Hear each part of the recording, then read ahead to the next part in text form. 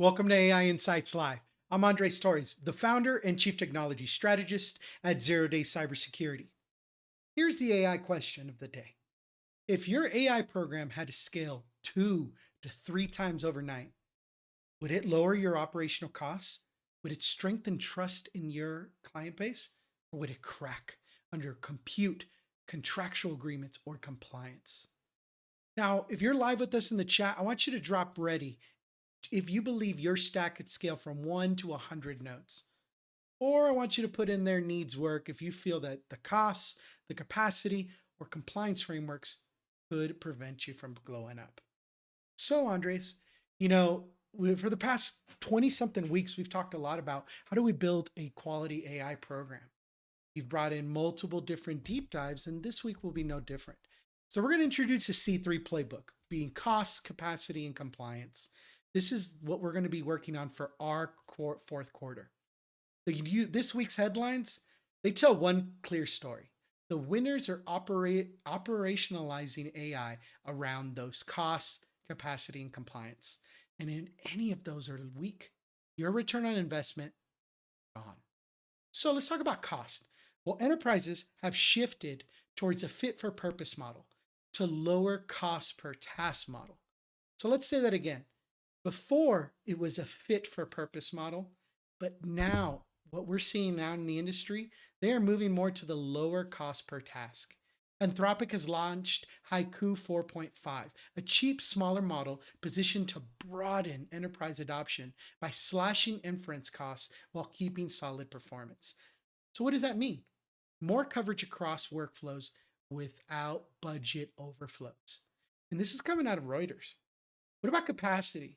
Well, compute supply is accelerating via strategic silicon partnerships, such as AI and Broadcom partnering together on the 10GW custom AI accelerators, and megadeals in data centers. Investor groups backed by BlackRock slash NVIDIA have been moving to a $40 billion data center transaction. This is raw fuel for your 2026 roadmap. What about compliance? Well, AI laws, they're moving yet again.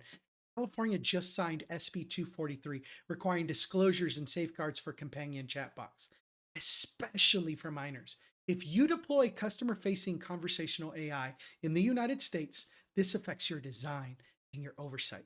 In the EU, GPAI foundational model obligations under the AI Act became applicable August 2nd this year. Full applicability rolls in phases between 2026 and 2027. There are big deals coming up. So, what are you recommending? Well, we have a 0-day principle. Augment to accelerate. Augment repetition or automate repetition, amplify human judgment. The signal from the news isn't you need to replace people. It's scale outcomes without scaling headcount. This is an action prompt for you right now. I want you to list the top 5 workflows by spend and volume. For each, identify a lower cost model option, a governance control model that you would need to safely expand its use. For our second deep dive, we'll talk about from pilots into your portfolio. I want you to build an AI program that survives scale. So how do we do that? Well, we remember this contain, classify, and control model. This is something we covered a few weeks ago. You contain usage to approved platform/tenants. 2, you classify data before it touches AI. Confidential, regulated, competitive. And 3, I want you to control it with permissions, logging, reviews, and release gates. Tie this to a 5-layer audit loop. Your executives can read this on a 1-pager. Technical health will lead into business impact. From there, you'll look at the ethical and social risk, stakeholder experience, plus regulatory and reputational health. These safeguards against dashboard theater, and it forces impact over activity. We spent an entire episode talking about, do we want really fancy green PowerPoints or do we want actual acceleration of our businesses? But why does this matter, Andres? Enterprise return on investment is real when it's measured correctly. Citigroup reports freeing up to 100,000 developer hours per week through artificial intelligence. Think code assistance, testing, and infrastructure automation. Hours returned become strategy redeployed, building that hours returned KPI into your dashboard. And vendor risk is shifting. OpenAI is pursuing a 5-year plan to support $1 trillion in spend commitments through compute, hardware, and data center initiatives, signaling aggressive capacity build out and evolving commercial terms. Your contracts need escape hatches, SLAs tied to latency and cost ceilings, as well as model swap clauses. But I really so what does that all mean? Well, I don't know if you guys have noticed, but like right now with ChatGPT, they have ChatGPT 5 Auto, right? Sometimes it goes to the Pro, but most of the time it stays into the Flash. Well, it didn't used to be like that. You also have the ability to make those decisions. Matter of fact, GPT 4.1 is still to me one of the best pound for pound models available for us. It has everything we need and it's just affordable enough to do anything in your price points. So I don't choose models like it's my religion. I don't choose like, well, 5 is the latest and greatest. I'm going to choose that. No, I choose what models are best for me and my bottom line. But more importantly, can it do the task in front of it?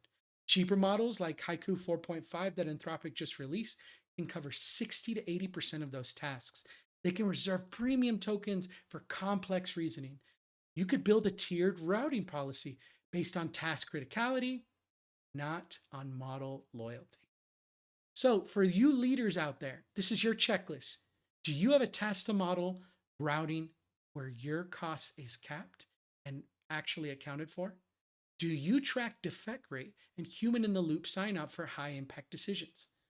Are you compliant with the EU AI Act, timelines, and the California SB 243? You operate those chatbots. Those are big questions, and you need to answer them. This week in AI, Anthropic's cosplay. Well, as we mentioned, Haiku 4.5 came out. It's cheaper. Enterprises love it. It's specifically built for them. They're projecting 20 to 26 billion dollars in annualized revenue in 2026, with its current run rate near 7 billion. Some big numbers. So what does that mean? Well, budget owners can now expand coverage across more teams and workflows without blowing inference budgets. What do you do now? Well, I want you to pilot tier model routing. Smaller models for draft and triage, upgrade to the higher tier for that complex reasoning, regulated workflow. What about AI's 5-year plan and hardware strategy? Well, the Financial Times reported that the 5-year plan to underpin that $1 million in $1 trillion in commitments in agents, Sora, government, and enterprise services, data centers, and hardware. This is going to be a heavy CapEx spend, but it's going to have new revenue lines and partnerships to reduce compute costs. So what does that mean for us? Well, expect pricing and product churn and rapid capability shifts. This is what you need to do now as a leader. I want you to bake in price protection and model substitution clauses in your master service agreements. Keep a secondary model ready for critical paths. Number 3, data center capacity surges. Well, BlackRock and NVIDIA-backed consortium, a $40 billion deal acquired data center capacity, signaling a long-run supply acquisition. So what does this mean? Well, this is a medium term, but it helped alleviate that massive scarcity of GPUs. It smoothed out the cost curves, but it's really good for 2026 budgeting. I want you to do this now. Lock in multi-cloud GPU commitments for 2026 with staged options. Require power availability SLAs. What about enterprise ROI case studies? So Citigroup said AI is saving them 100,000 developer hours weekly. That's portfolio level productivity. This wasn't a pilot. They tested it, and now this is part of their portfolio. So public validation of these hours returned KPI. You can now present this to your board. This isn't small organizations that are doing it. This was Citigroup.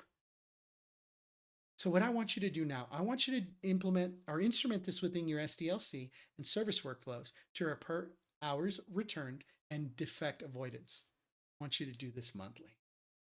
So some of the policies we're watching are the California SB 243, that those chatbots must clearly disclose AI.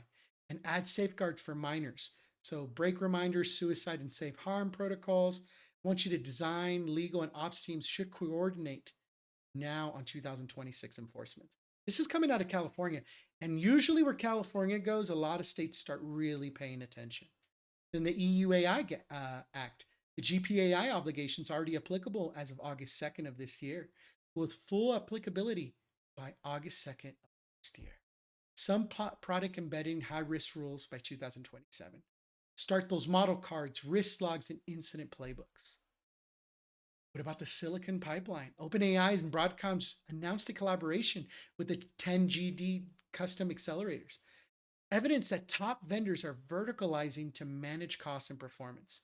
So you should expect new SKUs and contract structures tied to silicon availability. So that for those of you watching us live in the chat, we'll be monitoring it remote, but here's some questions for you. I'm piloting Copilot and ChatGPT Enterprise. How do I keep my costs predictable? Well, I want you to focus on cost to model routing or task to model routing via policies. Small model normally by default for that triage, and then you escalate as needed. Add per workflow token budgets and a monthly cap. Use caching and shorter context windows where it's safe. What about tie vendor SLAs to latency and cost per task thresholds? Well, Andres, I operate in California and Europe. What's the minimum governments I need to launch a customer chatbot? You need plain English disclosures, log conversations, age gates as appropriate, and add escalation to humans for edge cases, and document risk mitigations on those model cards. So do I need those premium models is a question that I'm asked. Well, I like using them, but you don't always have to. This is how we keep our costs in check. Most of the time, these smaller models can do 60 to 80%, and you route the most difficult top 20 up to the bigger models. This is how we keep our budgets in check. I want to say that for everybody in the back. This is how we keep our costs in check. We have a proper routing model.